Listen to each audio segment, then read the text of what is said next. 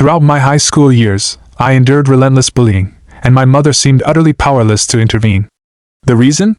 She was romantically involved with the father of the very bully who tormented me. Fast forward to today, I'm 22 years old, and after 4 challenging years away from home, I've finally found a sense of revenge. If you're finding this story compelling, please remember to subscribe, like, and share to support my channel. When I was 18, I made the difficult decision to leave home and pursue my education in college, relocating to another state. This move was not just about attending classes. It also opened doors to employment opportunities that allowed me to sustain myself financially. Although I occasionally visited my childhood home, those visits were infrequent. Honestly, I didn't miss the place where I spent my formative years because my childhood and teenage experiences there were far from pleasant. From a young age, I was subjected to constant bullying for nearly every conceivable reason. My father passed away when I was just 10, leaving us in a state of financial hardship. While there was always enough food on the table, it was barely sufficient to meet our basic needs. Additionally, my physical appearance didn't help. I was exceptionally tall and slender, which made me an easy target for ridicule.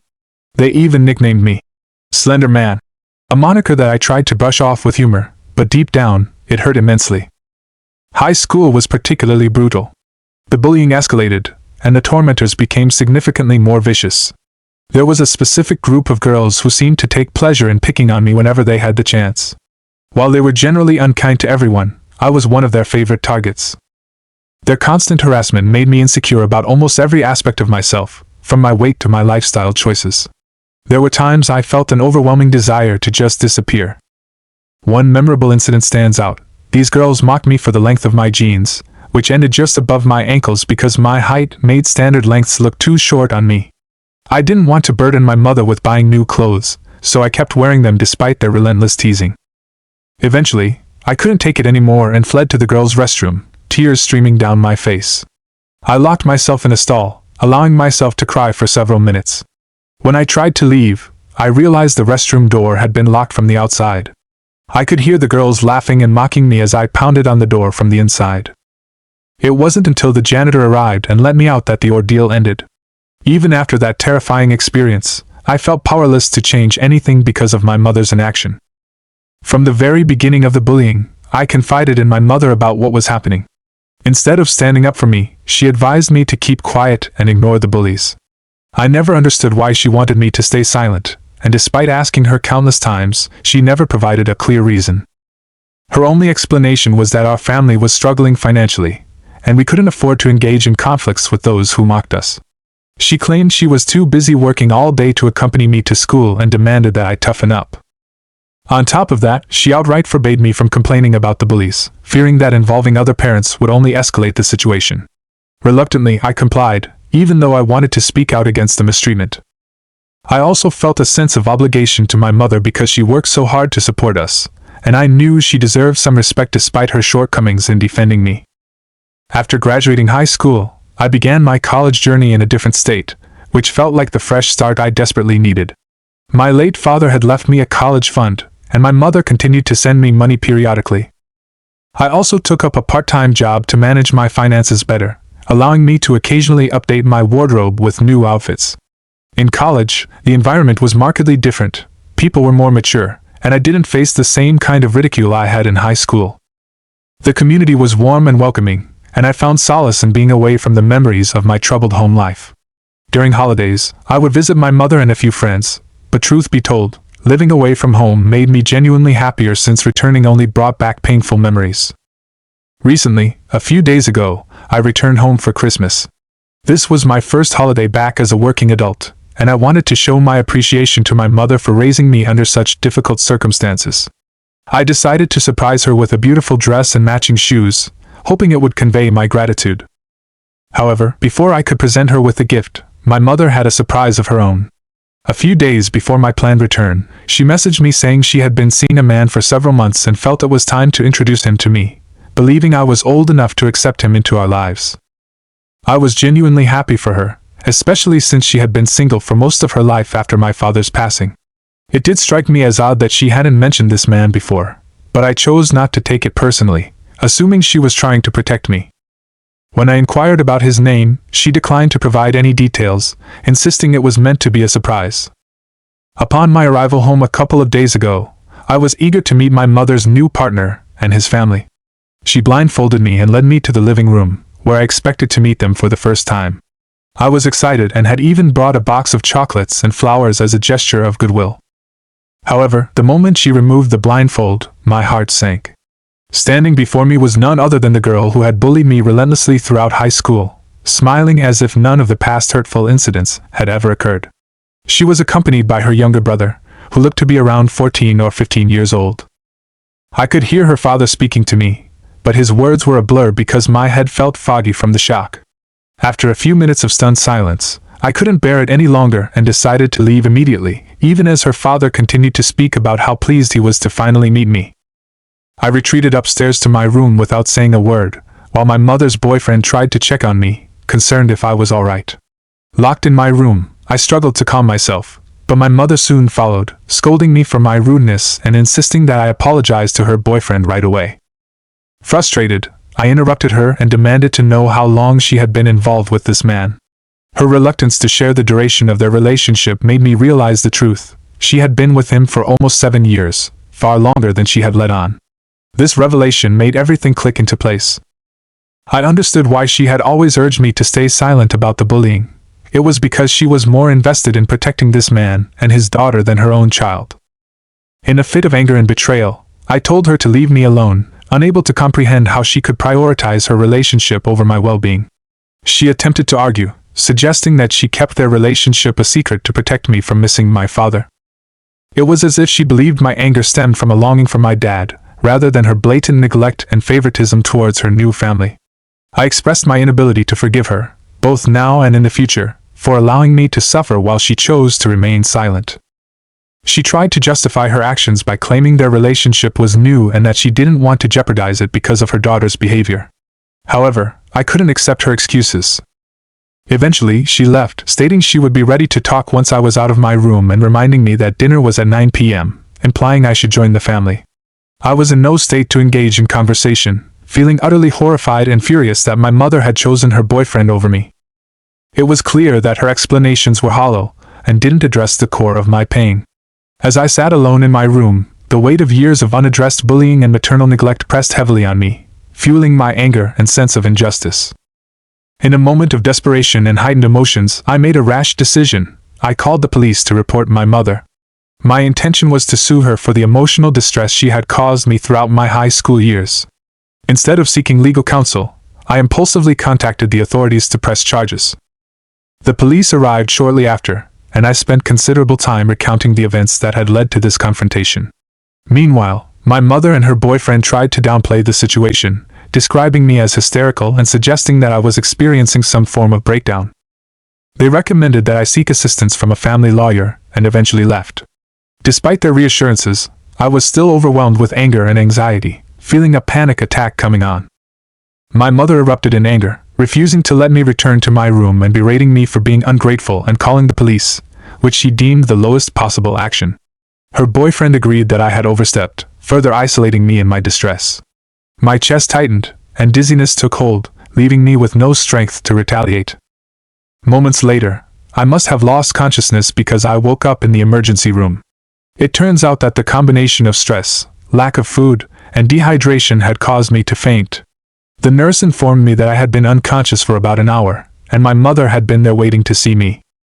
Despite feeling a pang of guilt, that feeling quickly dissipated when she entered the room. She tried to downplay the severity of the bullying, claiming that her boyfriend's daughter had no malicious intent and that it was all in good fun. She even expected me to apologize for involving the police, which was unfathomable given the circumstances. I demanded that she leave me alone, and she complied, leaving me feeling even more isolated and betrayed. In the days that followed, I made the difficult decision to pack my belongings and move into a hotel for the remainder of my stay, severing ties with my mother. She made no effort to prevent me from leaving, further cementing the rift between us. I began contemplating legal action against her for the emotional distress she had deliberately inflicted upon me during my high school years, as well as for denying me a safe and supportive environment despite having the means to do so. The thought of suing my own mother was daunting, knowing it would likely destroy any chance of reconciliation and leave me without any other family support. However, The gravity of the situation and the years of suppressed pain made it impossible to let go. I had always let things slide, but this was an injustice I couldn't ignore or forgive, no matter how hard I tried to understand her perspective. Update 1 asterisk.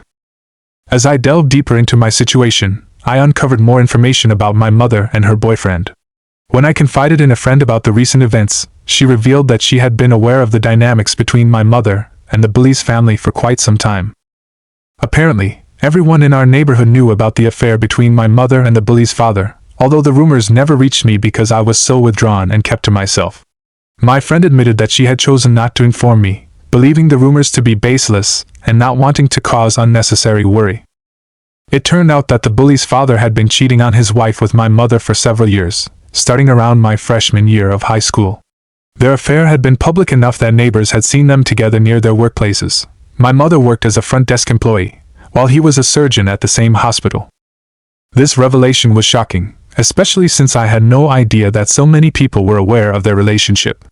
I chastised myself for being so introverted and missing out on critical information that could have helped me understand the situation better back then.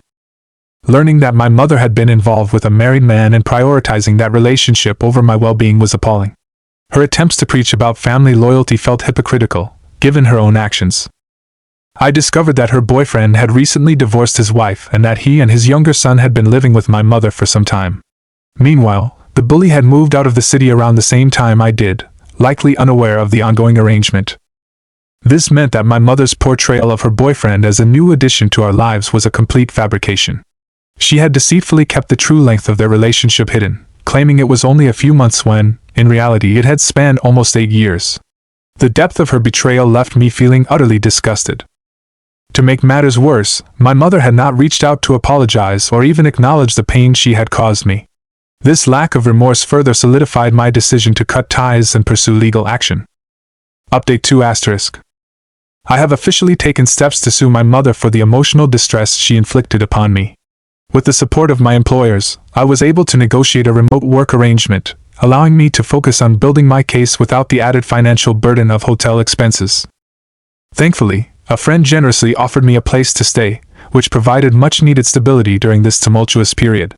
A few hours ago, my mother was formally notified of the lawsuit. Unsurprisingly, she reacted with fury, demanding to know what I thought I was doing. I explained that I was seeking justice for her abandonment during my most vulnerable moments, highlighting how she refused to support me when I needed it the most. She maintained that her actions were justified, dismissing my claims as ungratefulness. Despite her protests, I felt confident that my cause was just, and her doubts about the lawsuit's validity only reinforced my belief that I was on the right path. She continued to blame our financial struggles for her inability to defend me, reiterating her false narrative that we were too poor to engage with the bullies. Now, armed with the truth, I realized that her previous excuses were nothing more than lies to cover up her favoritism and neglect. I felt entitled to seek compensation for the years of suffering she had caused me, not to mention the financial support I would need for future therapy sessions. My mother's unwavering stance, coupled with the hypocrisy of her actions, made it clear that reconciliation was impossible. I reached out to former classmates and teachers who knew about the bullying I endured, hoping they would support my case and help me win the lawsuit. Meanwhile, neither my mother's boyfriend nor the high school bully had contacted me, which was a relief, as they were the last people I wanted to engage with during this challenging time. Update 3 asterisk. I may have been premature in my initial assessment, as new developments have surfaced regarding my high school bully's involvement in my mother's affairs. 2 days have passed since my last update, and my mother has been incessantly texting me, pleading that I'm making a grave mistake and that I'll regret my decision forever. However, my resolve remains unshaken. What's done is done, and I'm not retracting my actions. In an unexpected twist, my mother sent her boyfriend's daughter as a peace messenger. Given that she was the very person who had bullied me, I figured my mother thought that having her apologize might somehow mend the rift. However, this gesture fell flat. When she visited me today, the encounter was incredibly awkward. I had nothing to say and didn't want to engage in conversation or accept her apologies. Frankly, I was content with the idea of holding on to my resentment indefinitely, as her years of insults continued to haunt me, and I doubted they ever would. She began by apologizing for her past behavior, admitting to being immature and foolish during our high school years. She requested my forgiveness, but I wasn't ready to offer it. I told her I had forgiven her, and that she could leave, believing that I had moved past the pain. However, she persisted, suggesting that since I had forgiven her, I should also forgive my mother's boyfriend for his actions, much like she had forgiven her own father for infidelity. She tried to frame her forgiveness as being influenced by his financial status, highlighting that his wealth was the primary reason she stayed in the relationship, not any emotional connection. This blatant hypocrisy was infuriating.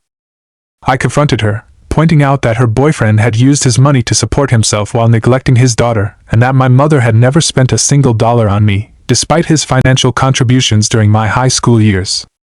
The high school bully, in her unexpected role, blurted out that I was merely jealous of my mother's financial neglect, which only added fuel to the fire. Her face turned red with embarrassment, and she seemed genuinely unhappy after making such an insensitive comment. I knew that this revelation would become a critical point in our upcoming court proceedings. I firmly told her to leave me alone, and she complied, though she criticized me for cutting off the only family I had left. In truth, I had already distanced myself from her family long ago, so her criticism held no weight. Had she chosen to protect me as she should have, I might have reconsidered severing ties, but instead, she prioritized herself over my well-being. Her selfish actions left me with no choice but to continue on my path of seeking justice and healing. Update 4*. Hello everyone. It's been an incredibly tough couple of weeks, and I want to share an update on my journey.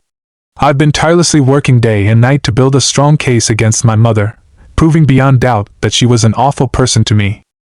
Balancing my job and collaborating closely with my lawyer has been extremely stressful, but I'm determined to see this through. The final hearing date is approaching rapidly, and so far, I've successfully demonstrated that my claims are entirely valid. My mother's lawyer, funded by her boyfriend, has hired an exceptional family lawyer, making the legal battle more challenging and time-consuming than I had initially anticipated. Nevertheless, I remain confident in my truth and believe that justice will ultimately prevail. The stress has been overwhelming, and the only thing keeping me going is the hope that the upcoming hearing will conclude this ordeal. If all goes well, my mother will be permanently removed from my life, allowing me to finally move on from the pain she caused. Throughout this process, my mother and her boyfriend, along with their daughter, have been actively spreading malicious rumors about me online, attempting to tarnish my reputation.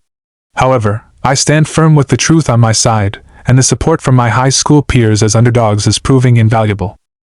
People remember the real me and refuse to believe the false narratives they are being fed, which is incredibly reassuring. I sincerely hope to win this lawsuit, not only for the financial compensation but also for the emotional closure it will bring. Winning this case would symbolize triumph over the bullies who sought to ruin my life, making all the hardship worthwhile. Thank you all for your unwavering support.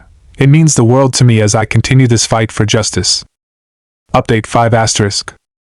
It's been 2 weeks since my last update, and I'm thrilled to share some life-changing news. I've successfully won my lawsuit against my mother for the emotional distress she intentionally caused me. The court awarded me $50,000 in damages, a vindication of the suffering I endured throughout my high school years. I can hardly believe it's real, but the evidence and testimonies spoke for themselves. Naturally, I used a portion of the settlement to pay off my legal fees and to show gratitude to my friend who generously offered me a place to stay during this ordeal, giving her $3,000 as a token of appreciation. Next week, I'll be flying back to my true home, putting an end to this painful chapter of my life. My mother and her boyfriend are not taking this victory well, as evidenced by their social media posts. They're expressing immense disappointment that the legal system held her accountable, painting her as a devoted parent who simply did her best. They even criticized the court's decision, claiming it was unjust.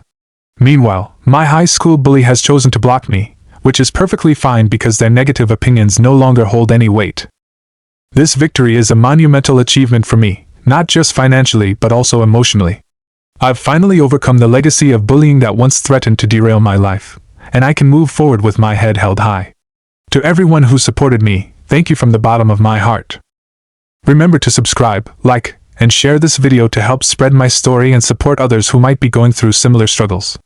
Together, we can make a difference and show that standing up against injustice is always worth it.